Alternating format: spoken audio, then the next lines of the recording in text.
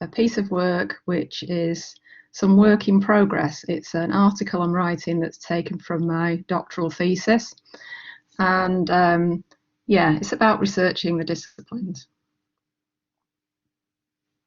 So I'm going to share some of my findings. I've selected some findings, and which will give you examples of ways in which you could use this approach, a disciplinary approach, if you like, to address research on research questions, and some of the things that I've done with the data to show you possible application for your research question. And I'll share some of my experiences of conducting my doctoral research. Yeah, just to locate the work that I've done, it's within the higher education studies field, which is a branch of educational research, and my doctorate was completed at the School of Education in this university. And higher education studies is part of research on research. It's a research on research community. So to say a little bit about that, I'd say number one, research on research is not a discipline. It's about particular questions, and it's not about particular methods. So there's a plurality of methods that can be applied to research on research questions.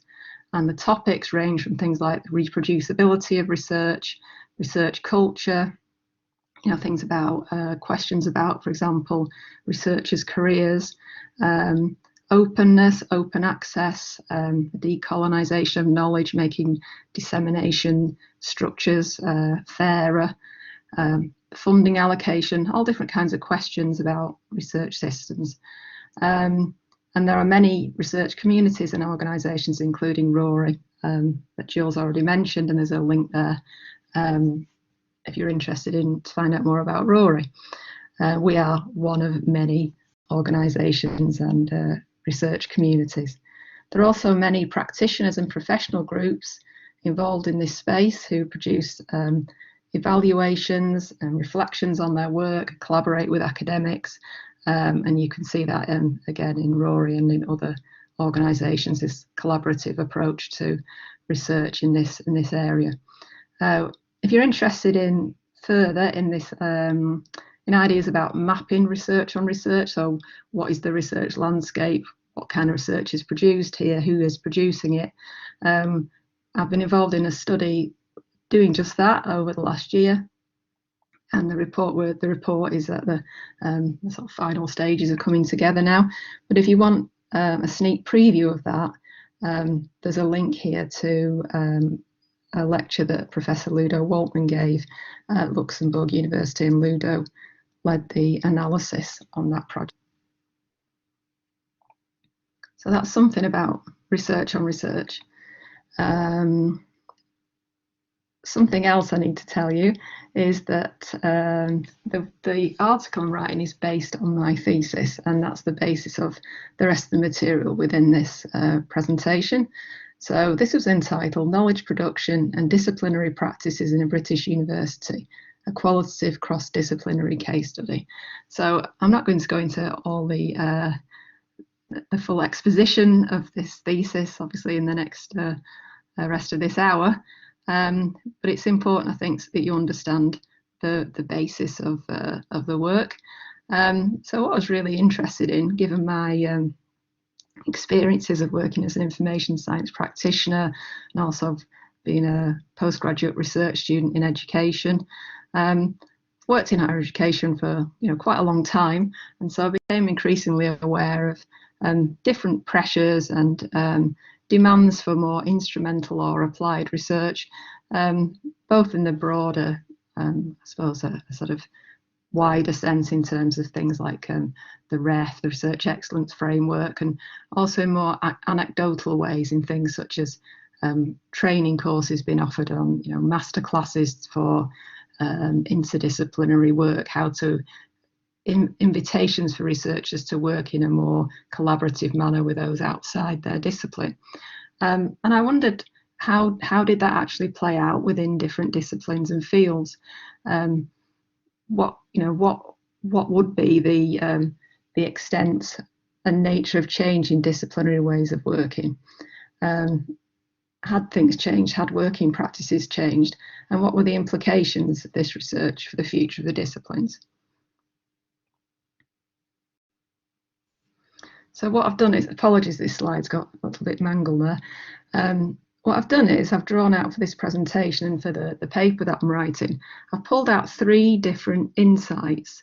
I've called them different aspects of data which show, I hope to be able to demonstrate ways in which I use the data to give different insights into these questions by comparing different fields and disciplines, different knowledge types.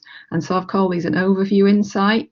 We get more of a sort of distance, dispassionate reflection on someone's discipline and field and how that develops. A knowledge insight, where I observe differences in practice by comparing someone in a pure knowledge field and an applied knowledge field. And then also what I've called a futures insight, where I observed differences in the testimony of early and late career researchers. So then I was able to extrapolate or interpret and think, what does that indicate about the futures of the discipline? How are these disciplinary areas developing? So first of all, what is a discipline? Which is a big question. There's different ways that people have done this. I've tried to define a discipline. Some people have created their own definition, and others have done it through listing the characteristics or the factors that make up a discipline. And one of the key pieces of work in this area, key studies in the field of higher education research, is the Academic Tribes and Territory study by Tony Becher back in 1994. And this was updated with Paul Trowler. There was a second edition of the book. And then recently, much more recently, in 2012, Paul Trowler revisited the idea of tribes and territories. Because obviously that metaphor is quite old-fashioned now, and he wanted to look at different metaphors, different ways that we could understand the disciplines. And he looked at a variety of different aspects, a teaching aspect, thinking about its interdisciplinary working and so on. So if you're interested in this area of research, I would recommend the Academic Tribes books. The first one is always worth looking at because it's a big study, a big qualitative study. It interviewed hundreds of researchers. And one key thing to draw from it, for anyone doing this kind of research in the disciplines work, is that a discipline is both a social system and a body of knowledge. So we can think about things like, the disciplinary environment, and things like, disciplines have their own journals, they have their own departments, physical material buildings that you would go to. I know that seems strange in the way we are working at the moment, but I know we can remember those buildings. There's also, disciplines have their own conferences. So it's that kind of environmental aspects. There's also ways of being, so cultural dispositions, language that people use. And along with that, the behaviour and agency of researchers. So the experience of an early career researcher in fundamental sciences would be quite different from the experience of an early career researcher in social sciences. There's also the body of knowledge that the artifacts, the knowledge that's produced, the films, the books, the papers, that body of knowledge that is part of a discipline.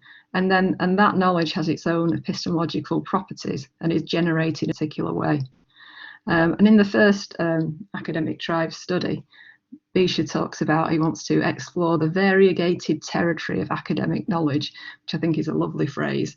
And he also talks about the disciplines, which you may or may not agree with, being the lifeblood of higher education. So it's definitely something that's part of everyday life in higher education.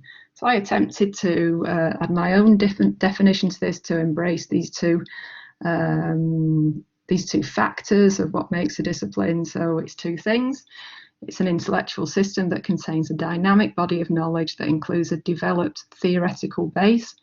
And it's also a social structure that enables this knowledge to be generated and shared through the generations, allowing the body of knowledge to develop. New members to a disciplinary community are enculturated into specific ways of working, language use, and ontological and epistemological views. So that's my definition. There are obviously a number of other definitions, but it's an attempt to generate a definition that would fit the study and my understanding of the disciplines and my worldview. So just a kind of health warning or some observations about the disciplines.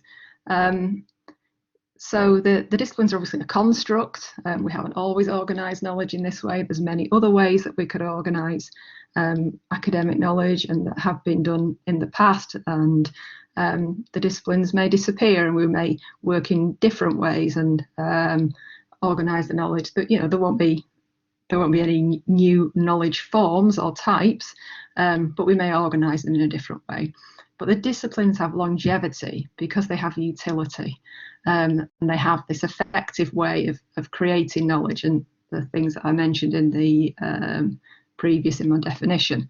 And they're also dynamic, so the new fields are constantly developing, expanding and contracting, things merging for various reasons. So they are a dynamic and moving kind of phenomena.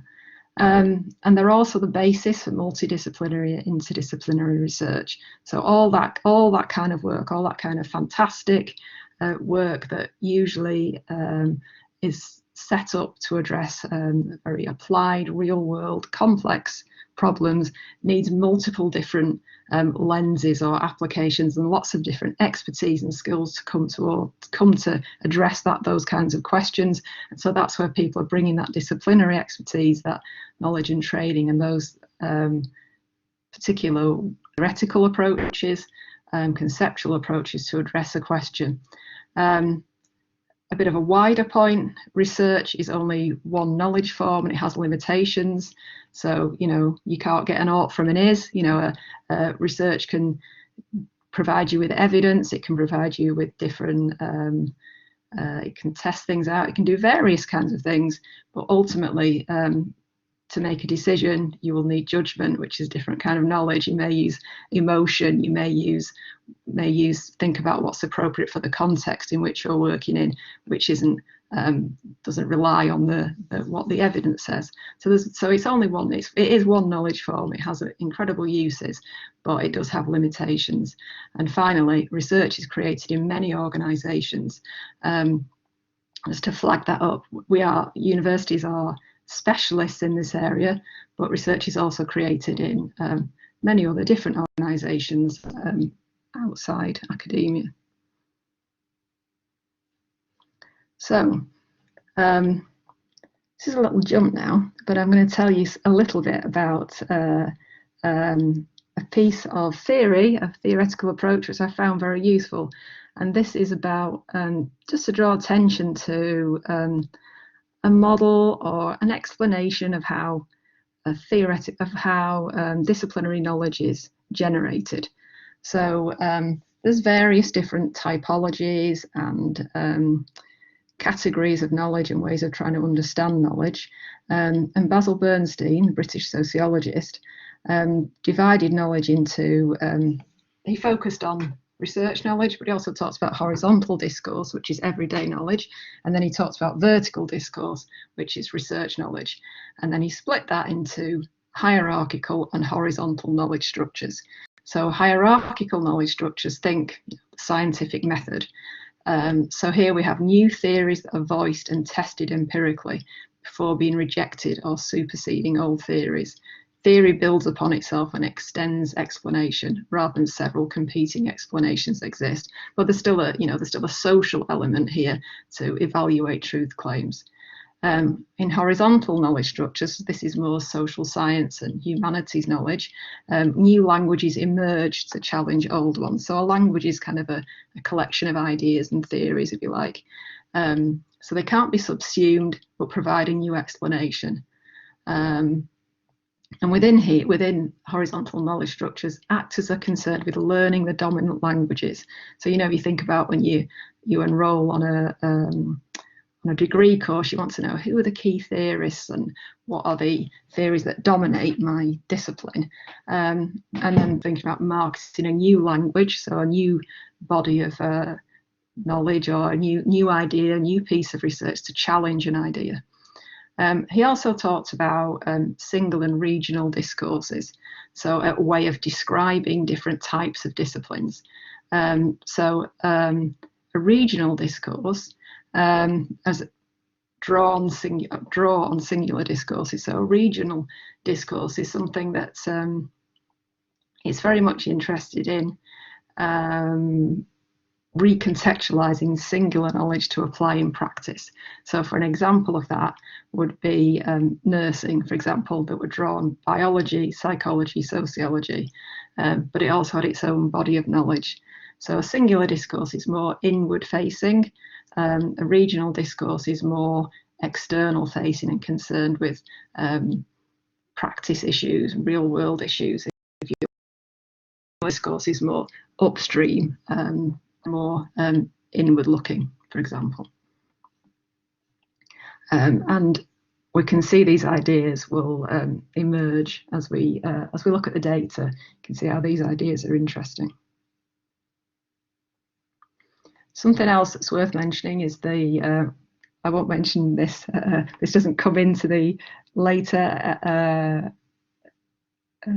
data that I'm going to talk to you about, but social realism is basically the positionality or the underpinning worldview of this study. So it's a collection of theories and approaches that are applied to knowledge, and the philosophical basis for social realism is critical realism. So that combines a realist ontology with an idealist epistemology. So the idea is of having this middle point, this kind of midpoint view, which would provide a check and balance, something that's very relativist, so that you had no way of saying, of assessing a knowledge claim to say whether one was better than another, and then also staying away from a kind of very fixed, kind of rigid approach, a very essentialist approach to knowledge, where you deny that there was any social construction of that knowledge. So it's this idea of bringing those two together. So the methodology and methods my paper is going to be based on from my thesis. So it's a qualitative institutional case study. I conducted group interviews in 4 disciplinary areas in 2016-17, and there were 29 participants. So these are all research active staff in a research intensive university, and the sampling was organised using Becher and Trowler's heuristic. So I'll say a little bit more about that in a moment. And I used thematic analysis to analyse the data. This using Braun and Clark's paper, which is cited, heavily cited paper, and it's used many times, even though they suggest that they describe thematic analysis as poorly demarcated, rarely acknowledged, yet widely used. So I wanted to learn how to employ thematic analysis techniques, and so I used this paper in a way to investigate that and see how I could work with that method. And it gave me a framework, which I think is important. The 3 themes were, I arrived at 3 themes: changes in research practices, knowledge as products, and traditional and new forms of research evaluation. So one thing I used to set up the sampling and set up the groups, the focus groups, was this typology of knowledge. So there are lots of different typologies out there, and this one uses the idea of hard and soft knowledge and pure and applied knowledge. And so, for example, you'd have in hard pure, that would be the fundamental sciences, soft pure, we're thinking humanities and some social sciences, soft applied, social science-based professions, and hard applied would be science-based professions. So this has been criticised as being, when I've given a presentation before about my work, often this typology can seem quite sort of binary or rigid and not reflecting how the disciplines really are. And I think maybe misattributing this, but I think it was Paul Trowler himself that said, this type of typology, this way, this some kind of model like this, it's very good until you go into the field, and then it crumbles in the analyst's hand. And so there is the idea that when you get into the field, obviously people's ideas don't fit within these boxes. Ideas flow between different disciplines and fields and so on. So the point of using this is that you need some way to organise the study. You need some way to organise the sampling. And so I found this beneficial. Also, it allowed me to look at the data in different ways. So you can look within each group, but then you can look across the groups, and then you can compare, for example, the two hard knowledge groups, the soft knowledge groups, and so on. So it does provide a way of getting into the data and help you a way to look across the data and think about your questions. So I'm going to look at these 3 insights before I wrap up the presentation. So the first insight is this idea of distanced reflections. So what I did in the interviews was I introduced different models of knowledge production, ideas of how knowledge is produced. And one that I focused on was this one of mode 1 and mode 2. So the references there, Gibbons et al. So it's the idea of mode 1 being a quite what might be termed a traditional mode of knowledge production. Sometimes people might call it an ivory tower model in a sort of slang parlance, if you like. There's this idea of research being monodisciplinary, being conducted in an academic context, being very autonomous, and utilising quite traditional quality control. And then the other idea is that we have transitioned from mode 1 into mode 2, and mode 2 being very much about engaged research. So research that's interested in its application. So from the beginning, how that knowledge is going to be applied is part of the thinking and the design of the study. It's transdisciplinary, it's heterogeneous. It's like being conducted in lots of different places. It produces socially robust knowledge that's very reflexive and thinking about social accountability, and also has a lot of kind of novel quality control. So it wouldn't just be through peer review. There'd be lots of different ways in which people would assess that quality. So I suggested this as a piece of stimulus material so that people would discuss a little bit more about their discipline, and it allowed people to reflect a little bit more dispassionately about it. Participants thought it wasn't a new concept and that it was historically inaccurate, and that is, borne out in the literature. Also, that people move between characteristics within any project. Sometimes they began in, you might call, one mode and then move to the other. And it also confirmed some things about how people work. So sometimes people said, oh, well, I think we're more mode 1 than mode 2, or, that kind of thing. And it also revealed how knowledge was generated. So in the fundamental sciences group, someone talked about, well, I don't agree with this because we've got ideas that started off in a very theoretical way and then moved to a very applied way and then moved back and forth. So it was a useful discussion point and allowed people to speak in a more objective way about their discipline and how knowledge developed in it. So that's one example of how I explored the disciplines. So here's some example testimony from people. So I think this distinction is entirely contrived. The idea that research was ever in mode 1 was not plausible. People have always worked independently with others, and in both forms of working can move between mode 1 and mode 2 characteristics.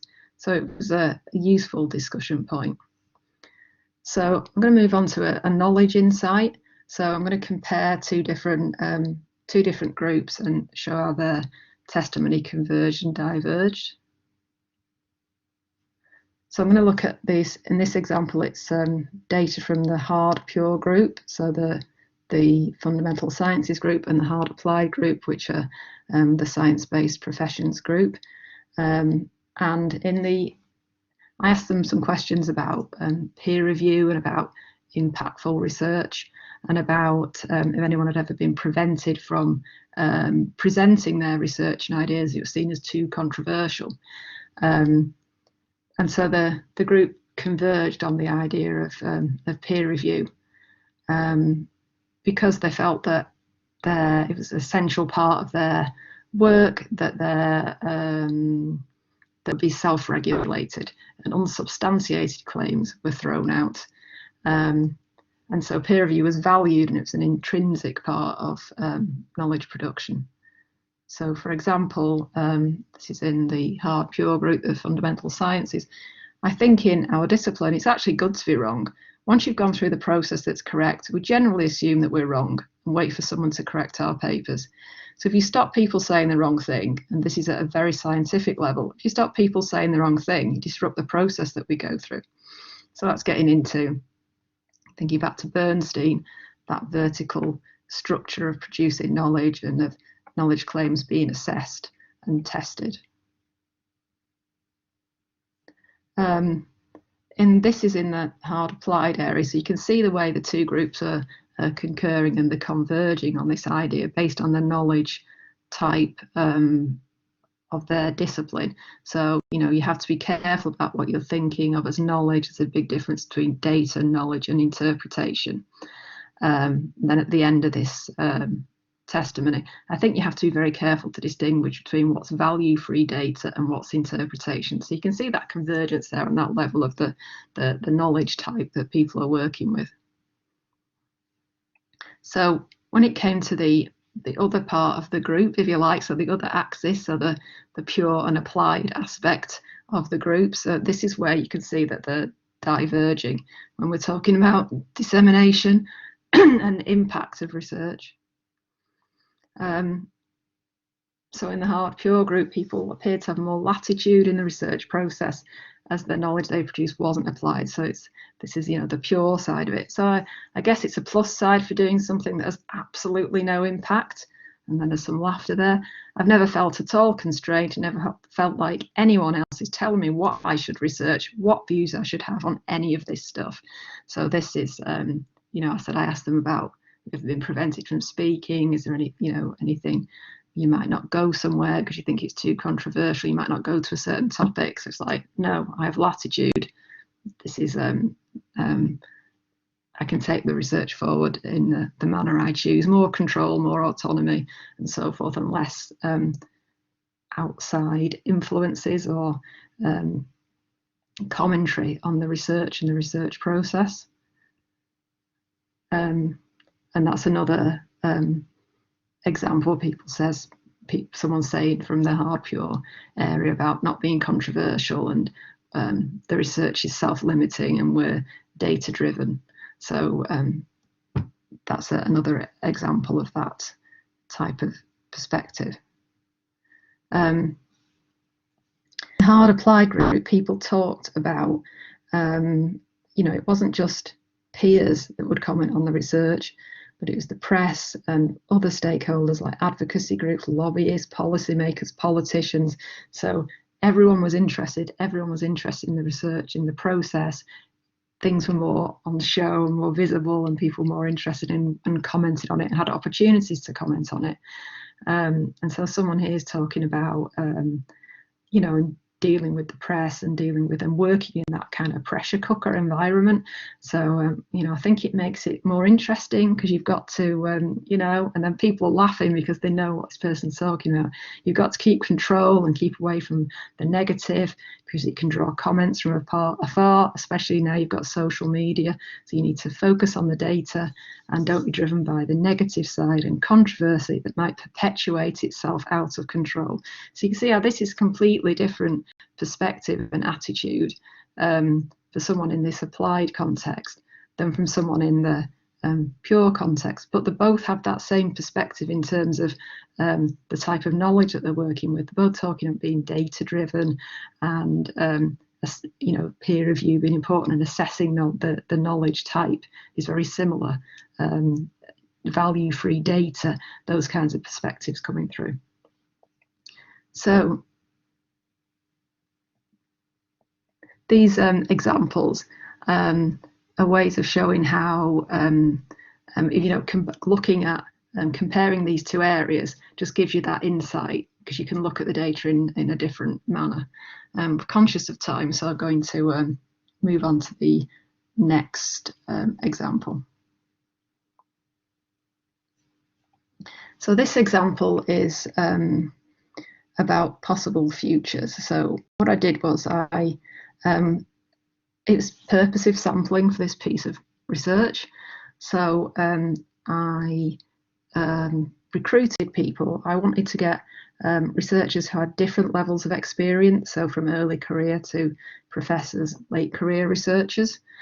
So that enabled me to then compare testimony in that way. So be able to look at the data and think, what points of view, what are people's views who are experienced, who aren't, and does that differ in different disciplinary groups? Where does those ideas come together or diverge? So I'm going to share some examples of how people have responded. People talked about how they've responded to pressures for instrumental knowledge, and pressures to publish, and pressures to research particular topics, and how much latitude people had here, how much control they had over their career and their autonomy in what they were going to choose. So there's some examples from early career researchers. This is someone in the soft applied group. So they say, my initial research agenda was extremely theoretical, and there was this movement towards, well, if you want to get promoted, you need funding. And then certain projects lend themselves better towards funding than others. So I had to change my approach, the way in which I explained things, the evidence I relied upon, and the way things were formulated. And this is another example, a similar example, someone in the soft pure area who says, I think certainly the most challenging thing that I've done, I got a postdoctoral fellowship on a project which meant that I had to do empirical work. I had to read empirical work. I had to engage with patients and their experience of illness. So it's quite a shock and a serious adjustment, which I'm still going through as part of my current post. So you can see how people are having to redirect their career, having to move completely from something, a very theoretical tradition, to move into something that's, this person's talking about having to begin to read empirical work. Think about that sort of methods training that people take in the social sciences, and in scientific, in any kind of empirical discipline, reading a paper, trying to analyze how do I know this is a good quality study? So beginning with that, and then reading completely different types of research, and then engaging with that, and then learning how to actually conduct research and then work with people. So it's like a very it's a massive change in someone's the trajectory that they started from into moving into a different area. So there were differences, quite a different point of view from senior academics. So this is an example of that. So this person saying, I'd suggest that it's possible to continue to pursue particular self-selected methodology, and that I think when people don't do that, when they change their methodological approach due to external pressures, it's usually because they've wanted to do something that they can only achieve if they moderate their approach. And so he's saying, I think the extent to which people accede to these pressures is particularly indicative of what they themselves want to achieve as academics. So a bit, kind of saying people will, my interpretation here is it's not necessarily a bad thing to change their direction in order to achieve the external goods, if you like, of working within a discipline in terms of career trajectory and so on.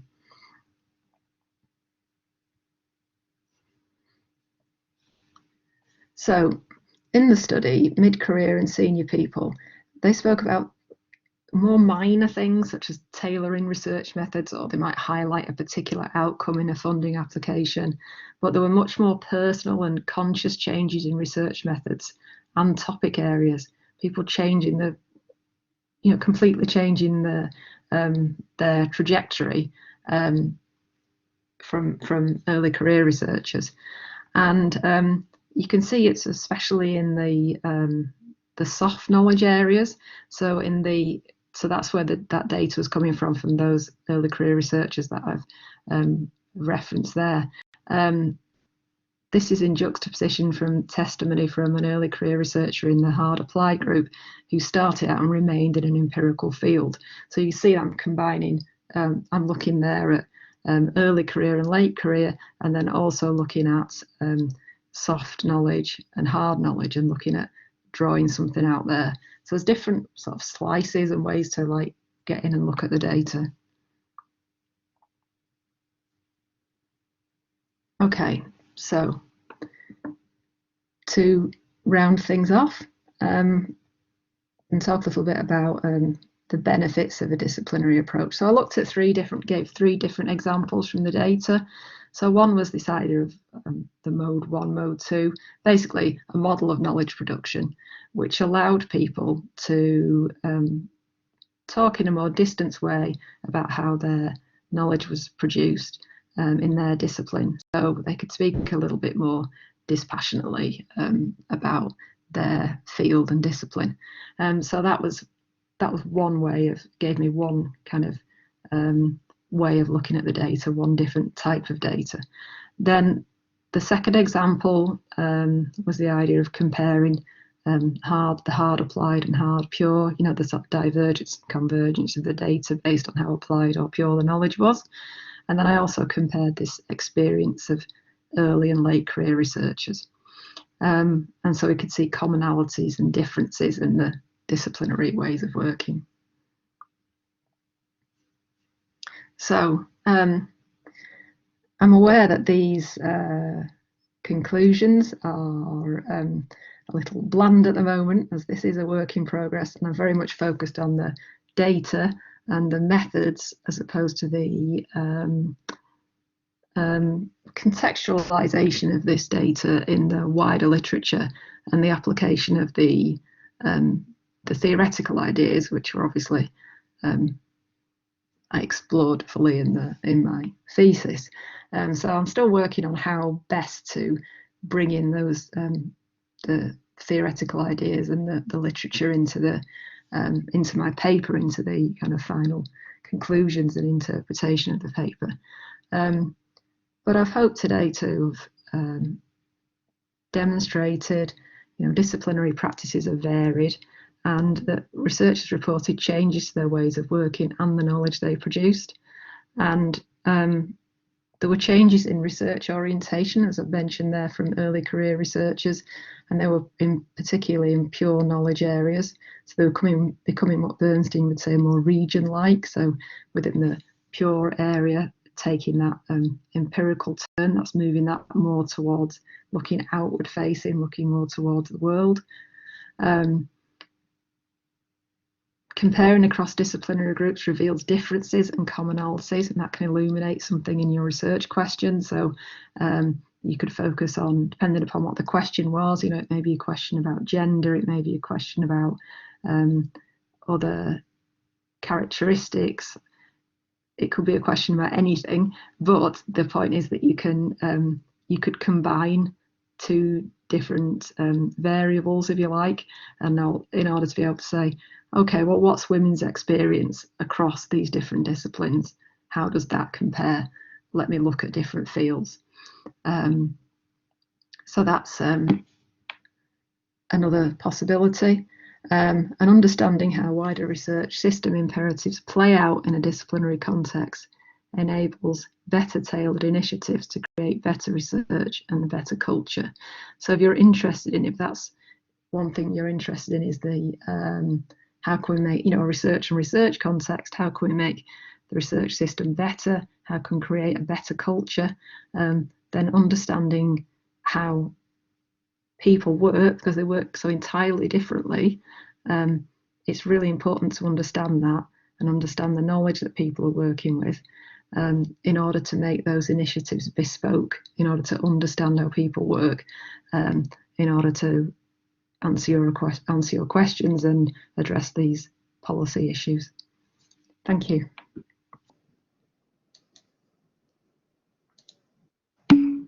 Thank you very much, Helen.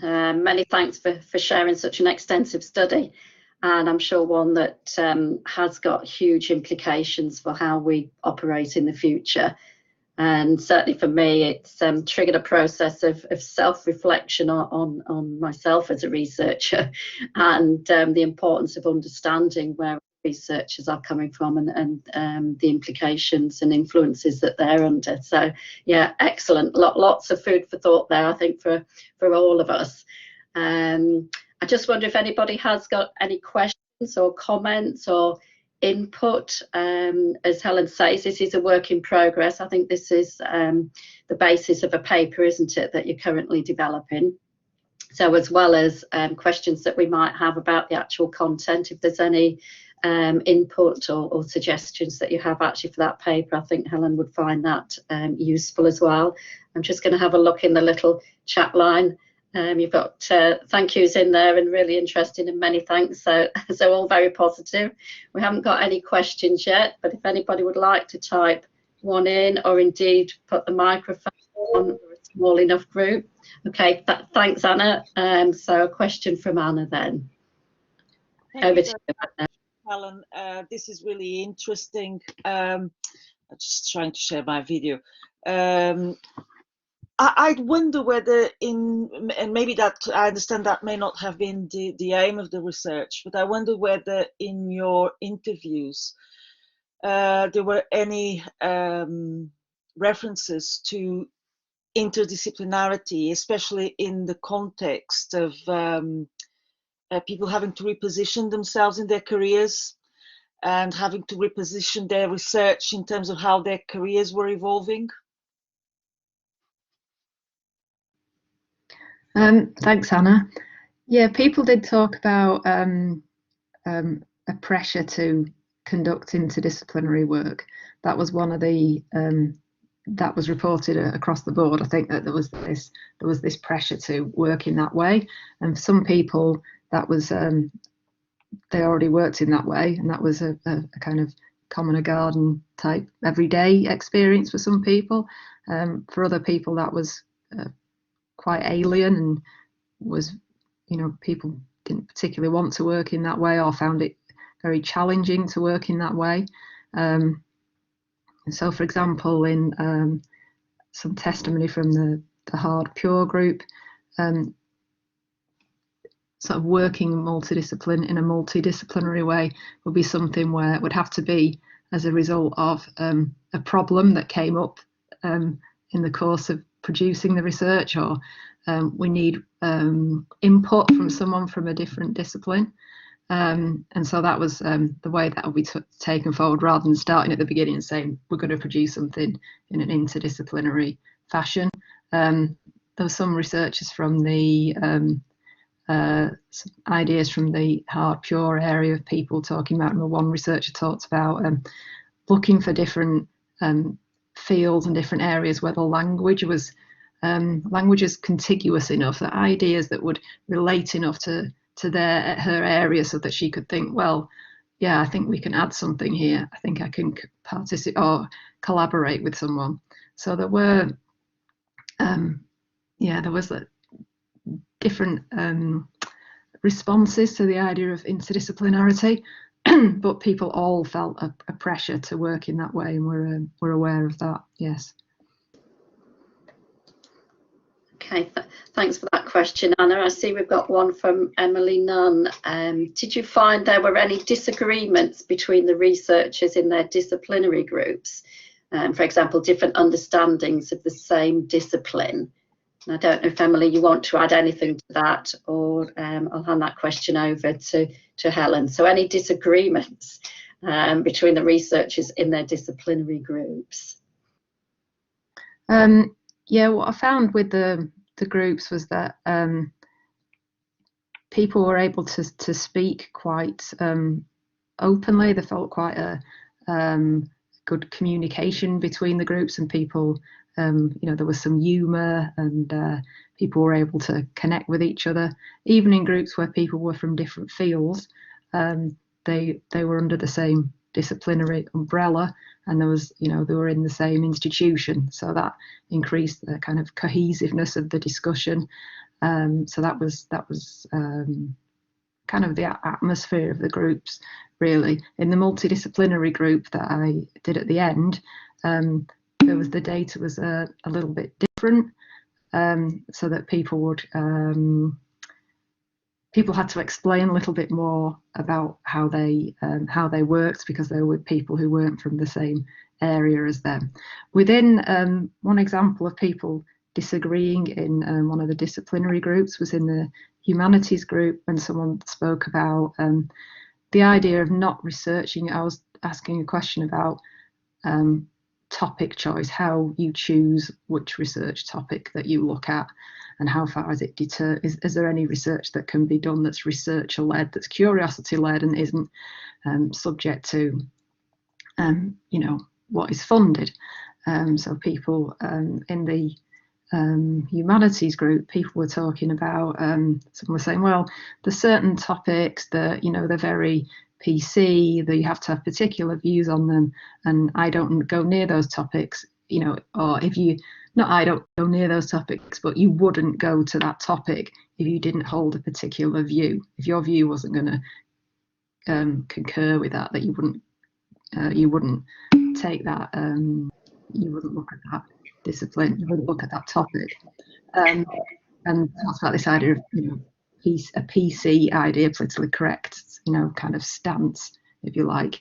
And then someone else contradicts and disagreed with them, and said that they worked in a feminist tradition, and that they'd found it extremely difficult for their work to be published, and had also advised their students that if they wanted to take that perspective, that they really needed to move and have a different area as well, because they weren't going to be able to make a living, you know, they weren't going to be able to progress in the discipline taking this feminist stance. And so that person was saying, well, I don't necessarily agree with this idea of this PC idea, because, you know, that's not my experience. You know, feminist research is very difficult to publish in our discipline. So that was one example of, sounds quite a long answer, one example of how yeah, disagreed with each other within that one disciplinary group. Okay, thanks for that, Helen. We've got some questions coming up. Did REF come up as a topic? How is research evaluation impacting disciplines? This is a question from Andrew. So did REF actually come up? Did people dare to mention that? And how is research evaluation impacting disciplines? So any comments on that? It didn't come up specifically, and I took a more kind of general approach to it, and talked about broader concepts, like things such as generally about research impact and peer review and dissemination of research, and I wanted to talk about ways of working and about knowledge types, if you like. So that's really where I kind of centered the questions, but running through it, because research, the ref is obviously massively influential on everyone's day-to-day practice, so that you've got testimony that reflected that. So people talk about pressure to publish, and people in humanities perhaps talking about I can see people bringing some empirical research on board because they're trying to get funding, and so there was various different you know, and comments about changing, you know, making changes to people's to research method, or highlighting a certain aspect of research in order to make something fit that might be suitable for, you know, a funding application or so on. So there was all these pressures were kind of reflected in the testimony, but people didn't particularly mention the ref specifically, and I didn't ask about it specifically, so there wasn't that kind of testimony from that specific angle. But of course, there is a lot of research out there that does examine the ref and the you know, reviews of the ref and its implications. Okay, thanks, Anne. I think we've got just for one final question, but I'm sure there'll be some conversations that will go on beyond 1 o'clock. Final question from David Mendes Pinto. Did you get a sense of the power or authority from the participants grouped according to hard pure, hard applied, soft pure and soft applied? For example, your slide indicated a receptive response from hard applied versus hard pure. So I get the crux of the question: did you get a sense of the power or authority from the participants according to hard pure applied, soft pure applied? So we'll take this as a final question then. Thanks, Helen.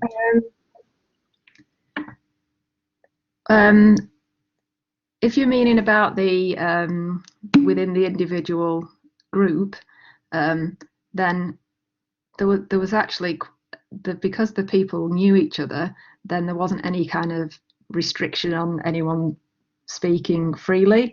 I didn't feel that would be any different. That obviously I can't prove this, but it was quite relaxed atmosphere. So there wasn't any kind of, you know, hierarchies imposed, and people weren't afraid to sort of speak as they chose.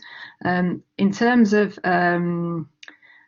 kind of power and the way that the disciplines are affected through demands for instrumental knowledge, or these wider kind of demands for particular knowledge types, or that I started off the session talking about, you could see in that that data that showed about the, you know, hard pure group, where that person's talking about having a lot of latitude, and so you can see, and partly of course that's to do with, you know, the fundamental sciences being well funded, and you can see in that if you compare hard and soft knowledge, so the people in the soft knowledge group have more, they're the ones that are having to change their approach and have more pressure on them in order to you know, those kind of their careers are being diverged, whereas you can see there's more autonomy and more, so there's more power within that, you know, that type of knowledge is often more respected or more understood than humanities and social science knowledge, the softer knowledge types. So you could see that coming out in that kind of testimony about latitude and freedom, and people having to, you know, change their disciplinary course, for example. So yeah, I did see that. If I've understood your question correctly, David, I did see that emerge in the data. Okay, I think on that note, I'd like to say a huge thank you to Helen for being our first speaker for the dIScover seminar series for academic year 2021. That's an excellent contribution, an excellent start to the seminar series, and of course we wish you all the best in publishing that paper. So thank you very much for that contribution. I'm sure it's triggered, as I say, lots of insights and thoughts for ourselves. And I'd also like to thank the audience for joining us. Many thanks for coming along. Whoops, not sure what's my video. But many thanks to the audience for coming along. I hope you'll join us for seminars in the rest of the series. We're pulling together a programme of interesting talks, and you'll be very, very welcome to join us. So thanks again to Helen, and thanks to yourselves, and enjoy the rest of your afternoon. So take care now.